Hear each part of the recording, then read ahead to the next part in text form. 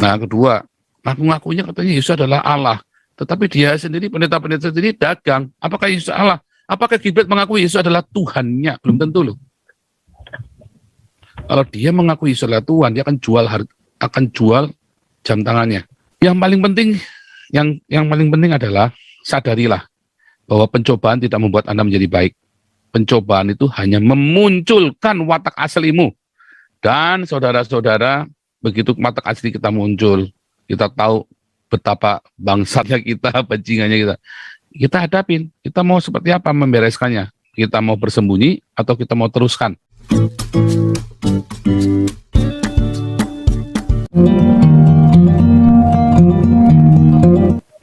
Silakan Pak Dokter. Pak Dokter. Shalom, Pastor. Shalom Pak Dokter. Ya. Saya hanya mau bertanya tentang ini, Pastor, tentang dosa dan karakter yang kurang baik ya. Kalau dosa kan kita tahu ya, itu ada di 10 perintah Allah. Jadi seolah-olah batu itu batu besar ya, kita bisa menghindar. Tapi kalau karakter yang kurang baik kadang-kadang tidak bisa sadari, Pastor. Itu saya anggap seperti kerikil ya. Kayak kesombongan, iri hati, dengki, kikir, cabul, kakus, mudah marah, males, dan sebagainya. Nah, itu nanti kalau kita meninggal, Pastor, ya, kan karakter yang kurang baik itu kan harusnya dibersihkan, ya. Kalau di dalam ajaran Katolik memang ada purgatorium untuk menyucikan karakter yang kurang baik. Kalau dosa biasanya kita bertobat sebelum kita meninggal, kan? Jadi kita bertobat, kita lahir baru, kita dibaptis dan kita bertobat ya, dan tidak pernah melakukan lagi dosa itu. Tetapi karakter yang kurang baik itu bisa kita lakukan tanpa kita sadari. Nah, itu masih bisa disucikan. Tapi kalau ajaran yang bukan Katolik itu sepertinya nggak ada itu purgatorium. Nah, Katolik memakai purgatorium karena ada di kanonika. Jadi kita berdasarkan kisahnya Yudas Makabe kan. Yang kedua, waktu Paulus berdoa untuk Onesiphorus, dia itu berdoa kepada Allah atau berdoa kepada siapa? Karena kan kalau biasanya orang udah meninggal kan tidak bisa didoakan lagi. Terima kasih, Pastor. Itu saja. Ya, itu bisa juga seperti itu. Itu kan tafsir, balik lagi kan. Itu kan tafsir. Tetapi kalau yang kita pelajari di grup kita, komunitas kita, di kelas evangelis ya, karakter itu hasil dari tekanan-tekanan. Jadi pencobaan, kesusahan itu nggak bikin karakter kita tambah baik, enggak, tapi mengeluarkan sifat asli kita, mengeluarkan sifat asli kita, watak asli kita. Watak asli kita keluar karena pencobaan. Ya. Jadi ini beda cerita dengan tadi yang mungkin kalau to the point-nya Pak Andrea tadi lagi cerita purgatori juga kali ya. Tapi kita nggak bicara purgatori. Bukan berarti kita mau menyangkal Katolik ada purgatori, enggak. Tapi kita lagi cerita antara karakter dan perbuatan baik. Karakter itu dihasilkan karena tekanan-tekanan. Ya, tekanan-tekanan menghasilkan satu ekspresi. Dan itu yang diulang-ulang jadilah karakter kita. Nah, ekspresi ini kan kita yang menentukan pertama kali. Saya tidak mau bersedih dalam tekanan. Saya tidak mau berduka. Kemudian dalam tidak mau, kalau kita nggak mau berduka, lalu kita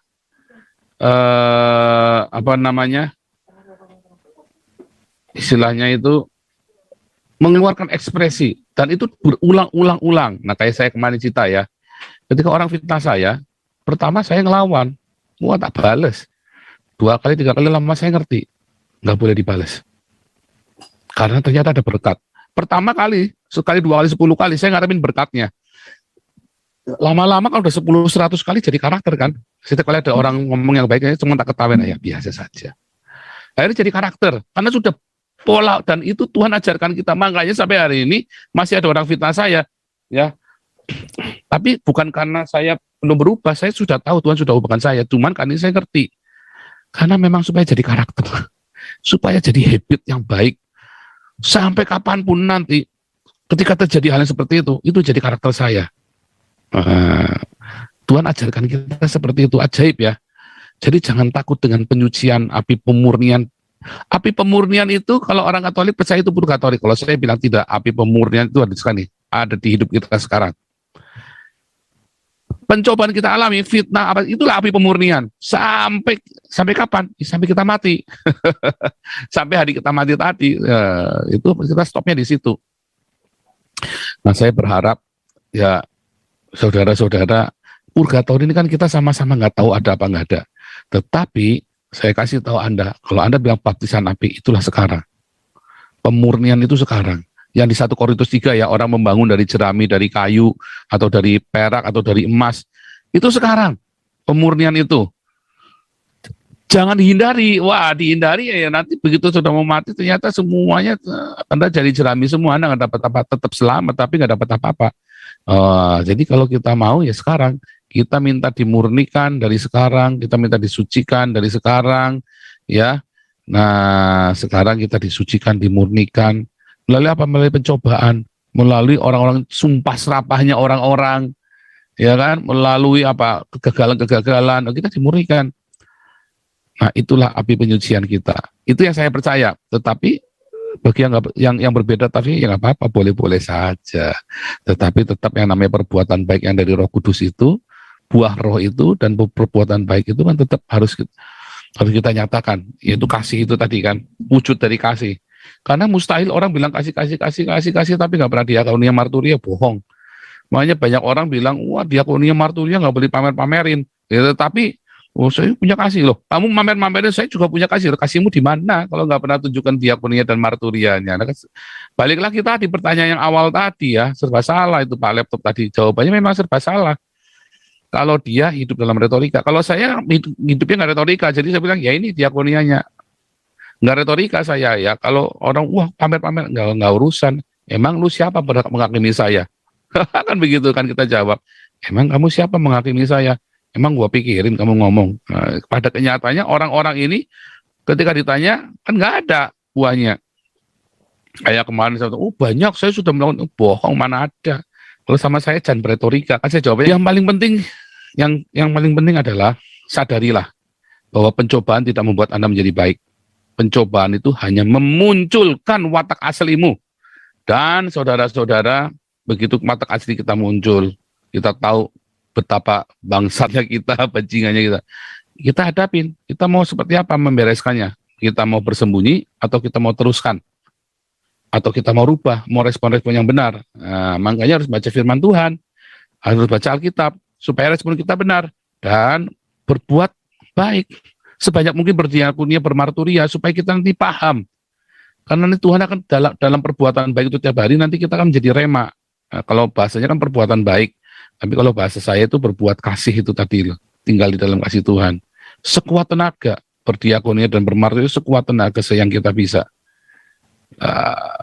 Ya sedikit berbeda, tetapi saya kira sebenarnya intinya sama, Pak Antihal. Lanjut ya, Bang Sanggam. Ya, halo Pak. Ya, Bang Sanggam, luar biasa.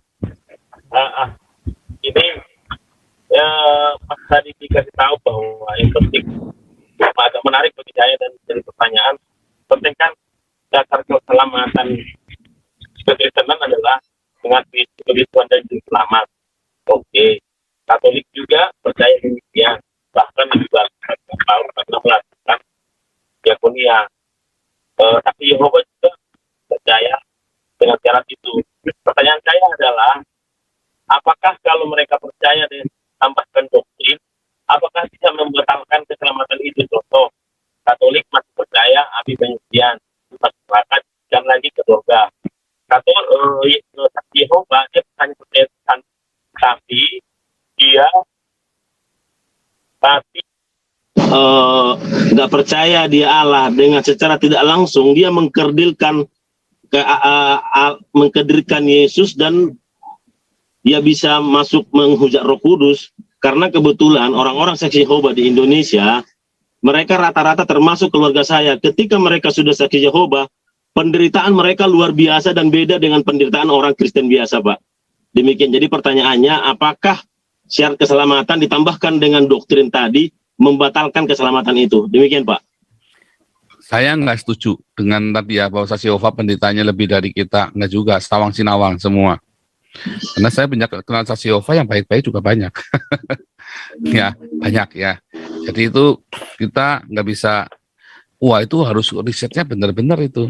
Ya, tetapi karena yang saya temuin nggak begitu, pengalamannya beda lagi. Ya, jadi kita tidak bisa langsung menyimpulkan seperti itu. Mengakui kewajiban kita untuk diselamatkan bukan mengakui Yesus sebagai Allah loh. Roma 10 ayat 9 mengakui Yesus adalah Tuhan.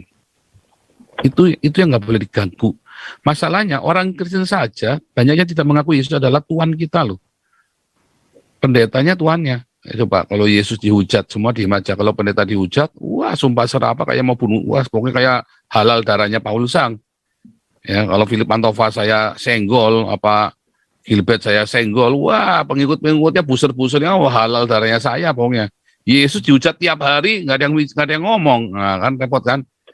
Nah kedua, ngaku-ngakunya katanya Yesus adalah Allah, tetapi dia sendiri, pendeta-pendeta sendiri dagang. Apakah Yesus Allah? Apakah Gilbert mengakui Yesus adalah Tuhannya? Belum tentu loh. Kalau dia mengakui Yesus adalah Tuhan, dia akan jual jam tangannya. Kalau Gilbert mengakui pengikut Kristus, dia akan jual jam tangannya itu dan bagikan kepada orang miskin dan ikut Yesus. Beda kan? Nah, jangankan saksi Yehova, Gilbert dulu kita. Kan Gilbert yang teriak-teriak saksi Yehova sesat kan? Sekarang Gilbert dijual. Saksi Yehova itu nggak boleh hidup kaya, nggak boleh hidup hedonisme kayak Gilbert loh. Saya kenal dengan banyak orang saksi Yehova di Belanda ini, mereka hidupnya sederhana loh. Bukan miskin ya, orang miskin-miskinnya Belanda tetap ya makmur ya. Tapi mereka menolak hidup hedonisme. Mereka menolak kawin cerai, mereka menolak seks sebelum nikah, mereka menolak homoseksual. Nah, mereka tidak menyangkal Yesus adalah Tuannya mereka loh. Mereka hidup sesuai dengan ajaran Tuhan Yesus. Masa salah sih? Enggak. Kalaupun dia hidupnya lebih menderita, yang luar biasa, mungkin dia punya dosa rahasia yang lain yang kita nggak ngerti. Jadi itu harus hati-hati sekali. Ya, hati-hati sekali memberikan penilaian itu. Kita nggak boleh blunder dalam yang nampak di luar itu, ya, karena itu sawang sinawang. Tapi balik lagi yang paling penting, ya, seorang Gilbert saja belum tentu pengikut Yesus loh. Saya yakin dengan perkataan saya. Kenapa? Kalau dia pengikut Yesus, Matius 19 ayat 21 sampai 23 berlaku.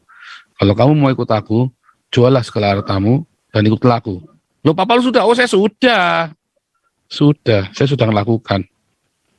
Ya, saya ngomong saya sudah melakukan. Nah, itu ya, apakah Gilbert begitu? Nah, dengan pakai jam tangan 15 miliar, saya yakin akan sulit baginya untuk masuk kerajaan Allah. Oh, menghakimi, Pak? Oh, iya. Bukan bisa menghakimi. Karena di mana hartamu berada, di situ hatimu ada. Wih, ngeri sekali, berat sekali. Di mana hartamu berada, di situ hatimu ada. Gitu Bang Sanggam, simpulnya gitu. Jadi bukan masalah itu tadi ya, hati-hati sawang sinawang. Kita balik ke teks Alkitab, yang paling inti itu apa? Itu yang mau kita ikutin. Nah, di komunitas kita ya, komunitas Hagios ini kita back to the text, real text, literal. Ya. Tanggalkan semua dogma, gitu ya. Kalau doktrin api penyucian itu Pak, gimana Pak? Apa?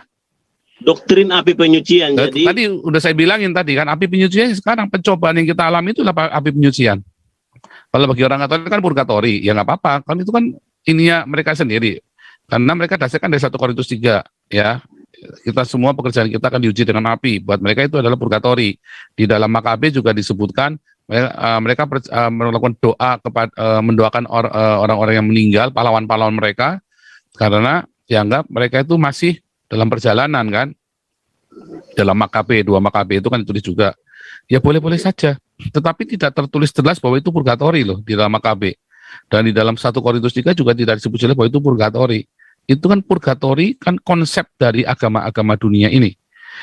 Orang Hindu punya api penyucian. Itu Pandawa Seda itu kan 5 mati. Yang 4 masuk api penyucian kecuali si Yudhistira. Yudhistira langsung masuk ke nirwana. Yang 4 adik-adiknya nggak ada yang masuk nirwana, masuk api penyucian dulu.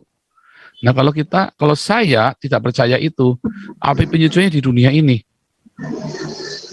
Di dunia ini api penyucian kita. Jadi kepercayaan itu tidak membatalkan keselamatan gitu, Pak? Enggak. Oh, oke. Enggak membatalkan. Ya itu kan orang kan percaya kan karena pengajaran yang dia dengar kan.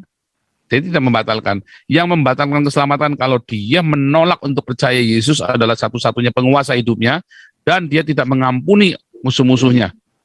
Itu membatalkan keselamatannya dia. Itu termasuk orang yang bersyahadat Islam. Karena dia menyangkal kan, bersyahadat Islam kan, dia menyangkal Yesus. Bahkan ketika orang datang ke kelenteng aja, terus dia sujud sama Kuan Im aja bukan berarti keselamatan dia batal loh. Karena dia tidak menyangkal Yesus. Tapi kalau jadi Islam itu menyangkal. Tetapi kalau kelenteng, dia sujud pada Kuan Im, dia berjinah secara rohani. Itu bedanya. Kalau dia nyembah Kuan Im, dia nyembah Kuan Kong, itu berjinah secara rohani. Karena yang kita sembah hanya Yesus. Tetapi gimana? Ya nanti kita akan ada konsekuensi dari perjinahan rohani itu. Ya. Wah, ini kita harus stop dulu karena ini sudah jam 10 ya. Saya lupa loh, kita beda 6 jam. Saya lupa lagi tadi, tapi kita mulai jam 9.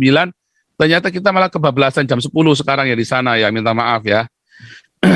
Oke. Nah.